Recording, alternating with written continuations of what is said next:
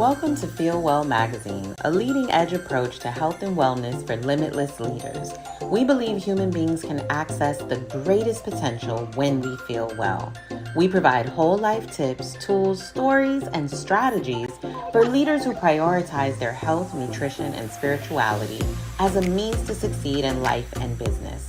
Explore your mind, breath, brain, body, and business with us and unleash your ultimate potential. Hello, everyone. I'm Quadira Tiart, publisher at FeelWell magazine, and we are here for a special treat today at Ellie Mental Health Center in Pembroke Pines for their grand opening. And I'm here with the lovely, amazing, magical clinical director, Juliana Santos.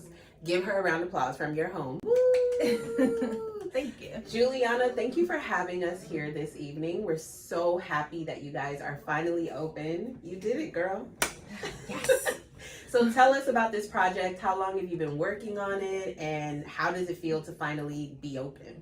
So this project has been over a year, really, when it was the idea commenced about wanting to create a clinic that could really tailor to the needs of the community here in Pembroke Pines. We saw there was a need in the community. We saw that there wasn't a lot of resources for mental health services in Pembroke Pines and in Southwest Florida. And so we decided to really try and bridge that gap by creating this clinic for those needs. So right now, we have been working on this for over a year, but we recently just opened on December 5th. We started taking clients then, and so since then, we've really been trying to serve what the mission that we originally started working towards. So we provide individual, couples, family therapy for all ages. I myself really want to take a multi-disciplinary and multicultural approach to mental health. So really what I'm trying to do is to break that stigma and normalize it for everybody that walks through our doors. Now, we hear this so much, breaking the stigma. What is the stigma? What does that really mean for people who may not even know that they're a part of the stigmatized culture? Yes, so a lot of what we hear when we hear about stigma is the same way where you can go to a doctor for physical health checkups. A lot of times people don't feel like it's okay to go for a mental health checkup because that means that they have to be a little bit more vulnerable and really work towards those things that they really put to the side and didn't want to address, maybe when they were younger, or things that happen within the family. A lot of cultures say whatever happens in this house stays in this house.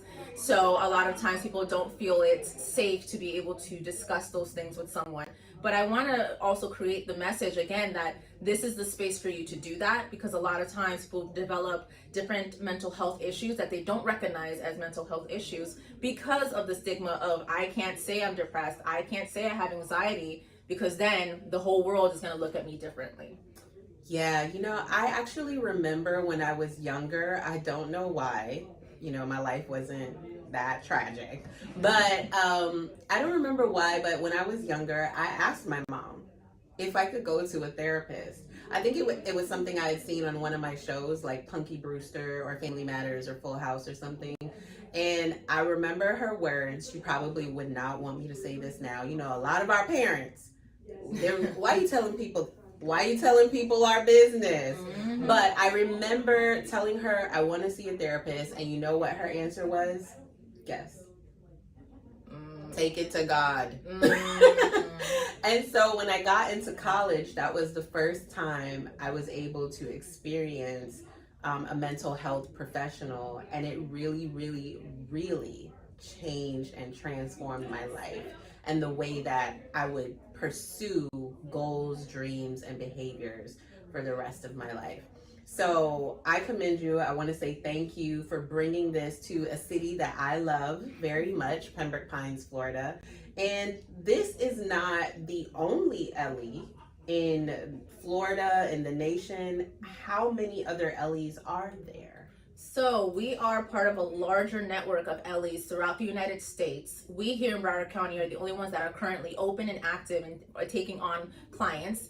But there are over 450 different Ellie franchise centers in the United States. So if you look at your city, in a city near you, they're probably building one right now. We do also expect to expand our specific clinic. we expect to expand throughout the city as well. So again, our purpose is to bridge that gap and to be able to provide accessibility and services to the people who need it throughout Broward County, throughout the Tri-County area here in South Florida, and also throughout the United States. And I just want to piggyback on you about the religion part. I knew she would want to. Just because I hear it a lot too, and I come from a family, you know, with a religious background, but mental health and religion can go hand in hand, you know.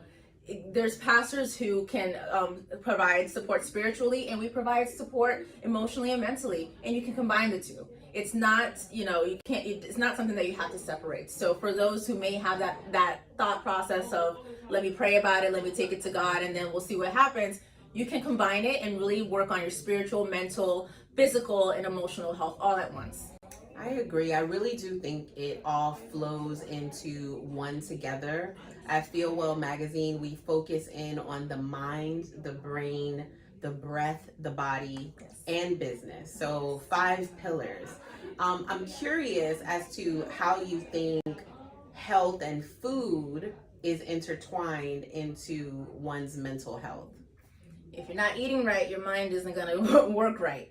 A lot of times also when it comes down to eating disorders, we see that there are eating disorders that people struggle with, whether they're choosing not to eat or they're choosing to eat too much, and how that impacts their thoughts of self and also their just health in general. Because if you're not eating, your body's not getting the nutrition it needs to be able to produce those healthy hormones, to be able to produce those systems that have to work to help your brain kind of regulate itself and normalize situations that might not, you know, have to be so detrimental to your own mental health. So we always have to look at the nutrition. The gut health is very connected to mental health. Gut health is everything. I'm geeking out. You are. Because people don't realize how our digestive system is connected to our mental wellness. Yes. And so if we're taking care of the other parts of our body that need to operate, because our body is like a machine, if we're operating in all parts of our body in the right way, then our mental health will fall in line with that as well. Yeah, and you know, doctors, researchers, scientists are now calling the gut